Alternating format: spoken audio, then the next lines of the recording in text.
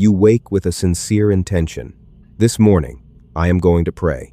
Then, your hand reaches for the phone.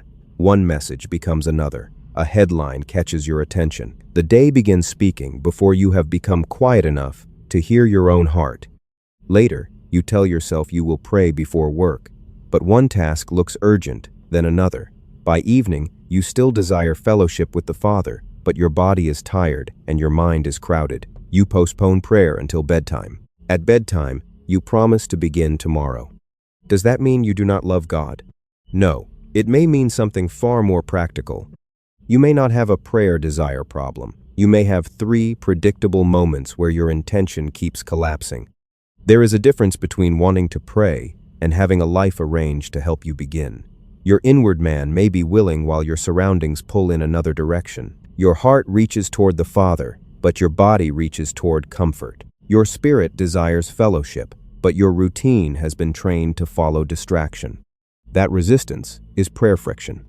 Prayer friction is anything that makes beginning harder, attention weaker, continuation less likely, or return more difficult than you intended. It may be the phone beside your bed. It may be the hurry that takes possession of your morning. It may be the weariness that meets you at the door when you return home. It may be the condemning thought that, because you missed one appointment, you have failed altogether. Look carefully at the doorways in your day. Waking, beginning work, returning home, preparing for sleep. Which 3 repeatedly carry you away from the fellowship you sincerely desire? Do not condemn yourself. Observe yourself. We are going to examine those doorways practically. We will identify what happens just before prayer disappears, what repeatedly claims your attention, and what small change can make returning easier. Not to turn prayer into another system of achievement, but to remove what keeps interrupting relationship. A jammed door is not opened by standing outside and accusing yourself. You discover where it catches, you clear the obstruction, then the door moves as it was meant to move.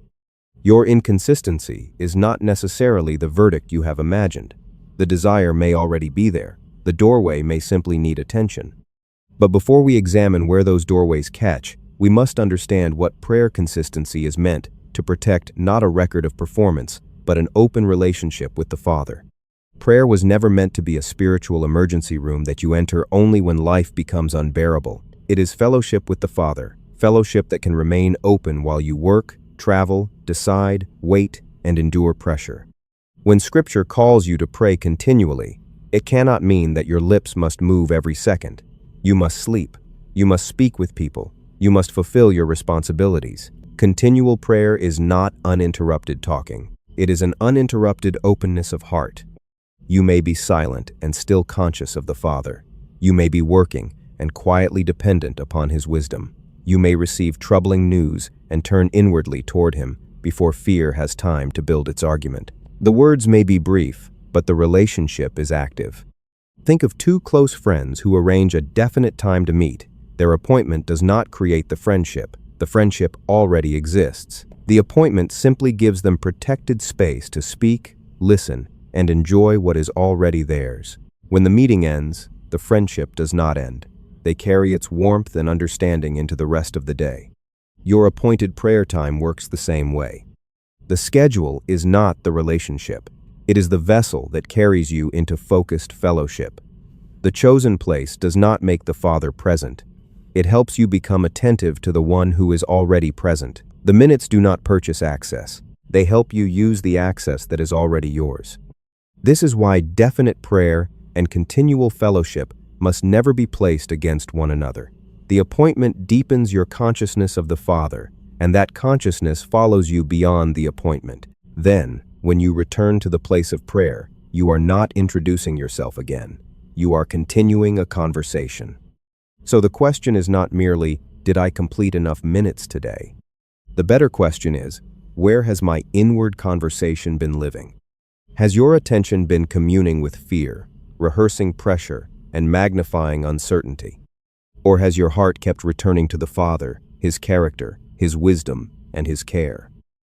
Do not be afraid that structure will make prayer mechanical. Structure becomes empty only when it replaces relationship. When it serves relationship, it becomes protection. Discipline serves communion. Communion is never reduced to discipline. A cup is not the water, but it helps you carry the water.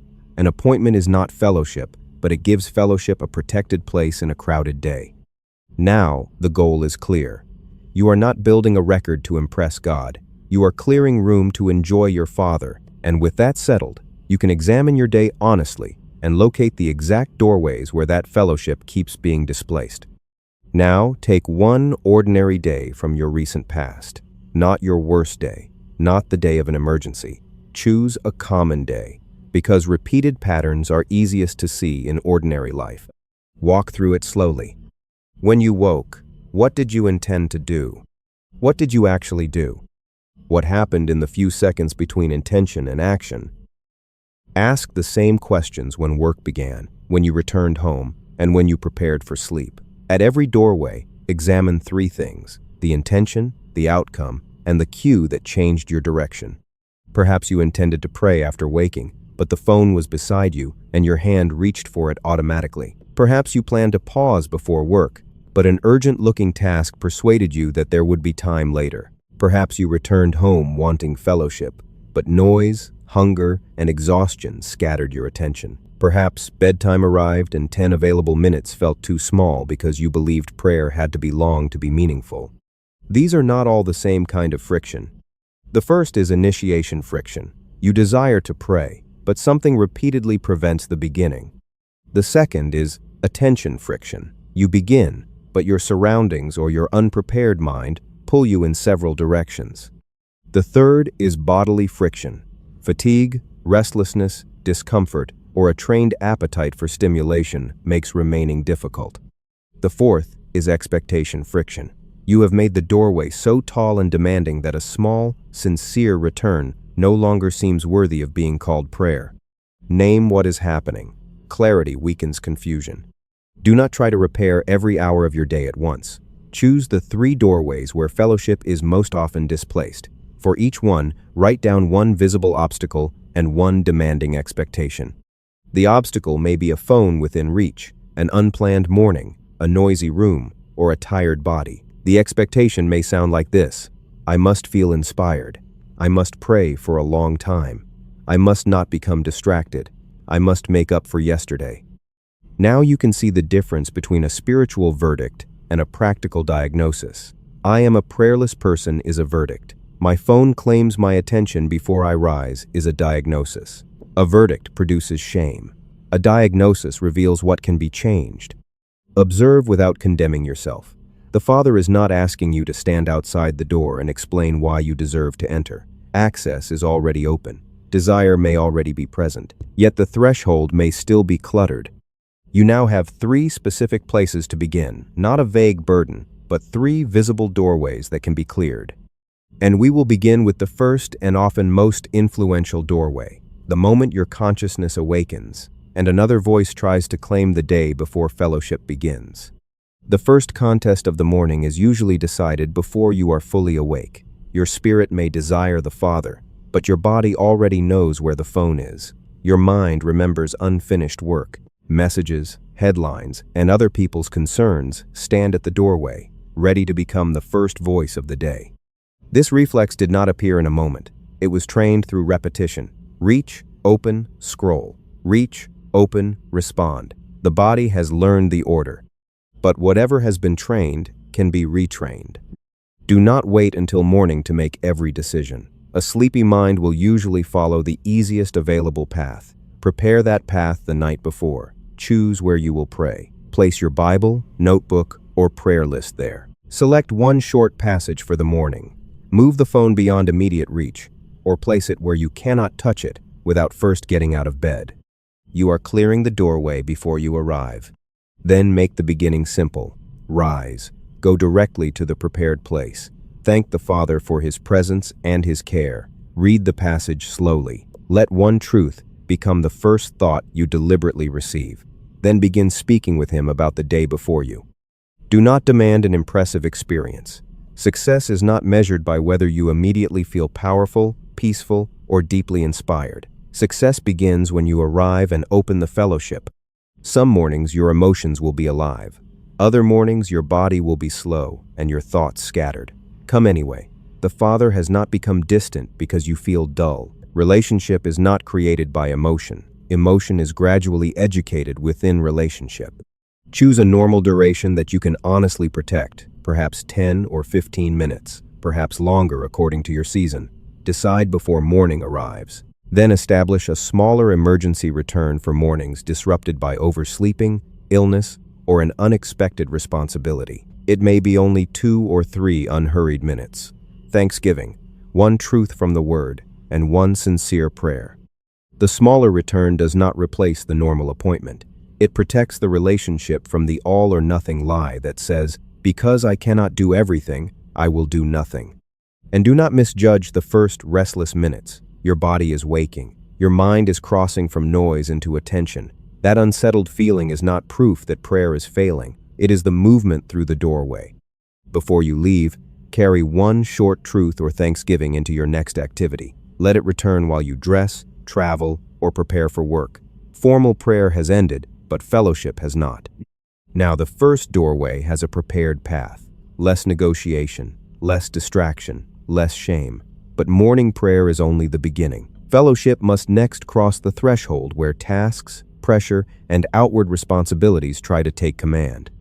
Many believers meet the Father sincerely in the morning, then spend the working day in uninterrupted conversation with pressure. They prayed in faith, but they rehearsed the problem for hours. They thanked God for wisdom, but the moment work begins, urgency becomes the loudest voice within them. The appointment was real, yet its atmosphere was left at the doorway. Your attention is always communing with something. Fear presents a possibility, and your mind answers it. Fear raises another question, and you begin gathering evidence for it. Soon, an inward conversation is underway. What if this fails? What if the situation worsens? What if I cannot handle what is coming? You may not call that fellowship, but it has the structure of fellowship. A voice speaks. You respond. The subject remains before you. The answer is not to pretend that difficulties are unreal. The report may be troubling. The meeting may be important. The decision may carry consequences. Faith does not deny what is happening outside you. It refuses to let the outside condition become the supreme authority inside you. This is where ordinary transitions can become doorways back into fellowship. When you open your workspace, pause and acknowledge the Father. You are with me, and your wisdom is available. Before you enter a meeting, turn inwardly toward Him. Guide my words. Help me listen. Let love govern my response. When you begin a drive, receive an unsettling message, or pause for a meal, place that moment before Him. Give thanks. Name the concern. Recall the truth you carried from morning prayer. These returns do not need to sound ceremonial. You are not beginning a religious service every time you open a door or answer a message. You are speaking with your Father in the middle of the life He has given you. Brief, honest, continual. When worry starts repeating its case, interrupt it early. Do not wait until fear has occupied the inner room for 3 hours. Turn your attention. Recall who the Father is. Bring the immediate concern into His presence. Let His word, not the pressure, determine the direction of your inward response. These brief turns do not replace your protected appointment. They extend it. Morning prayer gives your heart a truth to carry. Repeated returns keep that truth before you. The next formal time of prayer then feels less like starting over and more like continuing a living conversation. Little by little, the heart learns a new reflex. Pressure knocks, but fellowship answers first. Work no longer removes you from the Father's presence. It becomes another place where you walk with Him. But another doorway is approaching. Outward demands spend the day's strength, and you return home still desiring fellowship, yet carrying a tired body and a crowded mind. That threshold must also be cleared. You return home, carrying more than your coat or your bag. You carry unfinished conversations, decisions that still need attention, and the accumulated weariness of the day. Your spirit may still desire fellowship, but your body asks for food, comfort, entertainment, or immediate sleep. Do not mistake fatigue for spiritual indifference. The body is not your enemy. It requires food, rest, movement, and care. But it was never meant to govern every decision simply because its voice is loud. The body can be cared for without being crowned. It can also be trained to cooperate with the inward desire for God. The mistake is often this: You imagine that evening prayer must look like prayer in your strongest season. You picture a long, perfectly focused appointment. Then you compare that picture with your present condition and decide not to begin. Choose a form of prayer that fits the truth of the evening before you. Create a bridge between the working day and fellowship. Put away the device that keeps the day's demands arriving. Attend to a genuine physical need if necessary. Wash your face. Drink water. Sit quietly for a moment. Let the mind cross the threshold gradually, instead of demanding that it move from noise to stillness in 1 second. Then choose a posture that helps your attention. If reclining invites sleep, sit upright. If sitting makes you restless, walk slowly. If silent prayer leaves the mind wandering, pray aloud. Read a psalm aloud. Write down the concerns that keep circling. Then place each one before the Father. You do not have to force the body into someone else's pattern. You simply help it follow where your spirit desires to go. The first minutes may still feel unsettled. Your mind may replay the day. Your body may complain. Do not conclude that fellowship is empty. You are moving through another doorway. Remain gently. Give your attention time to gather. Perseverance does not mean ignoring real limits. Some evenings wisdom will shorten the appointment. Shorten it without abandoning it. Give thanks. Open the Word. Speak honestly with the Father. Entrust the day to Him. Let a sincere return take the place of disappearance. This is how the body learns. Not through one heroic evening, but through repeated order. You come home. You care for what must be cared for. You quiet the competing voices. You turn toward the Father. Little by little, this threshold receives a new meaning. Returning home no longer signals only exhaustion and escape. It also becomes a doorway into fellowship, release, and renewal. But fatigue is not the only thing that closes the evening door. Sometimes the greater obstruction is the expectation that prayer must be long, intense, and flawless. Then one shortened or missed appointment becomes an excuse to abandon the entire rhythm. That obstruction must be removed next. There is a hidden bargain behind many abandoned prayer routines. It says, if I cannot pray for a long time, remain perfectly focused, feel spiritually alive, and keep the exact hour I planned, then beginning is hardly worthwhile. That bargain sounds reverent, but it produces postponement. The standard becomes so large that an ordinary day cannot carry it. 10 available minutes seem too small. A tired prayer seems too weak. A distracted beginning seems too imperfect. So, you wait for the ideal hour, the ideal energy, the ideal atmosphere. And while you wait, the doorway remains closed. Consistency is not sameness. It is not reproducing the same duration, emotion, concentration, and experience every day. Some appointments will be deep and unhurried. Others will be simple and quiet. The consistent thing is not the feeling. The consistent thing is the return. This is why you need both a normal appointment and a minimum return. Your normal appointment protects depth. It gives you time to attend to the Word, pray deliberately, intercede, listen, and remain in fellowship beyond the first restless minutes. Your minimum return protects continuity. When the normal appointment is genuinely disrupted, you become present. You acknowledge the Father. You tell Him the immediate truth of your heart. You attend to one portion of His Word. You leave the door open by carrying that truth with you. Not impressive, not empty, relational. Do not make the minimum your permanent ceiling. It is a bridge across a difficult day, not the destination of a developing prayer life. A bridge helps you cross the interruption so you can return to the fuller rhythm when the path clears. And if you miss the appointment entirely, resist the urge to punish yourself with a dramatic promise. Do not say, tomorrow I must pray twice as long to prove that I am serious. That turns fellowship into debt. Debt creates pressure. Pressure creates avoidance, and avoidance makes the next doorway harder to enter. You do not repair yesterday by exhausting yourself today. You return. One failed routine does not prove a failed identity. One moment was missed. The next moment is still available. The Father has not withdrawn. Access has not closed. Fellowship has not become a reward that must be earned again. This is a durable definition of consistency. Not flawless repetition, but faithful return. Now that the expectation has been reduced to its proper size, the doorway no longer demands a performance before it will open. The next question is practical. How do you protect attention once you enter? That begins with a simple, prepared movement from distraction into focused fellowship. A wandering prayer often begins before prayer begins. The mind carries its last atmosphere into the next room. If you have just moved through messages, rapid images, unfinished work, and troubling reports, those voices do not become silent simply because you close your eyes. Preparation is not unnecessary ceremony. It is how you clear the entrance. Before the appointed time, silence notifications. Put the phone beyond reach.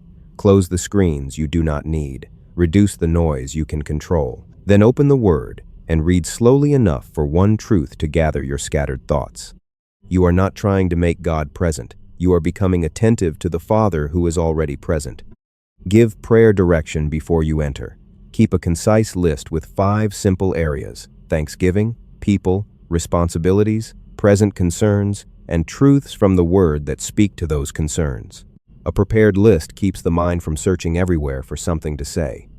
Then follow a simple sequence. Begin with thanksgiving. Let your attention move from what is missing to the goodness and faithfulness of the Father. Meditate on the Word. Do not hurry merely to complete a reading. Stay with a truth until it begins shaping your inward conversation. Pray specifically. Bring your responsibilities and concerns before Him without allowing the prayer to become an endless description of the problem. Intercede deliberately. Name the people placed upon your heart. Ask for wisdom, strength, help, and spiritual understanding. Then become quiet enough to listen. The Holy Spirit may bring a person to mind, illuminate a truth, expose an attitude, or give inward direction. Finally, close with trust and gratitude, leaving your cares with the Father instead of carrying them out unchanged. Preparation does not control the Holy Spirit. It gives attention a path while leaving the heart open to His leading. The list is a guide, not a cage. And when your mind wanders, do not become angry with yourself. Harsh correction creates another distraction. If the thought concerns something that must be remembered, write it down and return. If silent attention remains scattered, pray aloud. Read the Word aloud. Let your ears hear your own voice turning toward the Father. Remain through the first unsettled minutes. The same duration will not fit every person or every day, but do not judge the whole appointment by its entrance. Attention is being trained through patient return. And measure growth by more than uninterrupted concentration. Are you becoming steadier under pressure? Slower to judge? Quicker to love? More ready to help? More conscious of the Father during the day? That is the fruit of fellowship. The room has been cleared. Prayer has direction. Attention now has a path instead of a battle. Yet even a well-protected appointment will sometimes be interrupted. The decisive question is no longer whether interruption will occur, but how quickly fellowship will be resumed. A missed prayer time is often followed by something more damaging than the missed time itself. First comes disappointment. Then disappointment becomes accusation. You never remain consistent. You always fail. You cannot become a person of prayer. Accusation produces avoidance, and one interrupted morning quietly becomes several silent days. The interruption was small. Shame enlarged it. Missing an appointment means that an appointment was missed. It does not mean that you have lost your place with the Father. It does not mean that fellowship is closed. It does not mean that you must earn your way back through sorrow, effort, or a display of seriousness. You return because access is already yours. When interruption comes, use a simple recovery sequence. First, acknowledge what happened without dramatizing it. I overslept. The emergency changed my morning. I allowed distraction to take the time. Tell the truth without turning the event into an identity. Second, identify the friction. Was the phone too near? Was the time unrealistic? Did you fail to prepare? Were you genuinely exhausted? Clarity gives you something practical to change. Third, choose the next available window. If the morning appointment is lost, do not surrender the entire day. Find the next honest opportunity to become quiet and return. Fourth, make one adjustment. Move the phone, prepare the place, shorten the emergency version, change the cue, then return without ceremony and continue the fellowship. This is flexibility, not vagueness. Flexibility says, my appointment was disrupted, so I will move it and return. Vagueness says, I will pray sometime, while providing no doorway through which intention can become action. And do not create spiritual debt. You do not owe a punishingly long prayer tomorrow because today was missed. Resume the normal rhythm at the next doorway. The Father is not a collector demanding extra minutes. He is your Father, inviting you back into communion. If the same interruption appears repeatedly, receive it as information. A pattern that fails every week does not need another emotional promise. It needs redesign. Adjust the time, the place, the duration, or the cue until the appointment can live within your actual responsibilities. Recovery is not an embarrassing exception to consistency. Recovery is one of consistency's essential skills. A durable prayer life is not a life that is never interrupted. It is a life with a known way home. Now, shame cannot multiply one missed moment into a season of distance. You know what to do? Acknowledge, identify, adjust, return. The final movement gathers every doorway, every appointment, every brief return, and every recovery practice into one small experiment. It can begin at the very next transition of your day. You now know that desire was not necessarily the problem. Friction was hiding at the doorways. Prayer was never a performance to maintain, but fellowship to enjoy. You identified the thresholds where intention collapses, and you learned that even interruption can become a practiced return. Now bring it together for 7 days. Choose one primary prayer appointment. Give it a definite time, place, and sustainable duration. Then choose 3 transitions already present in your day, perhaps waking, beginning work, returning home, or preparing for sleep. These will become your doorways of return. Before the first day begins, prepare the place. Remove the distraction most likely to win your attention. Decide what your normal appointment will be, and define a smaller emergency return for disrupted days. Prepare a short list containing thanksgiving, people, responsibilities, concerns, and truths from the Word. When the primary appointment arrives, do not negotiate. Come as you are. Begin with thanksgiving. Attend to the Word. Pray specifically. Intercede. Become quiet enough to listen. Close with gratitude and trust. At each of your 3 daily cues, turn briefly toward the Father. Acknowledge His presence. Ask for wisdom. Place the immediate concern before Him. Recall the truth you carried from your appointment. Then, at the end of each day, ask only 3 questions. Where did I begin easily? Where did friction appear? What one adjustment will clear tomorrow's doorway? This is an audit, not a trial. If you miss a day, do not restart the count. Do not condemn yourself. Use the recovery sequence at the next available moment. Acknowledge, identify, adjust, return. Continue the 7-day practice. The goal is not an unbroken record. The goal is a heart learning the way home. What changes through repetition? The body begins expecting the appointment. The mind settles more readily. Worry is interrupted before it gathers strength. Prayer becomes less like an event you struggle to start, and more like the natural language of a relationship already open. Say this aloud or write it where you will see it. Prayer is fellowship, and I will return at the next doorway. You do not need another exhausting promise. You need one prepared place, 3 remembered thresholds, and the willingness to return. The door was not locked. It was catching on repeated friction. Stop condemning yourself for standing outside. Clear the threshold. Enter simply. Meet the Father there. And whenever life interrupts, return again. Keep the door of fellowship open.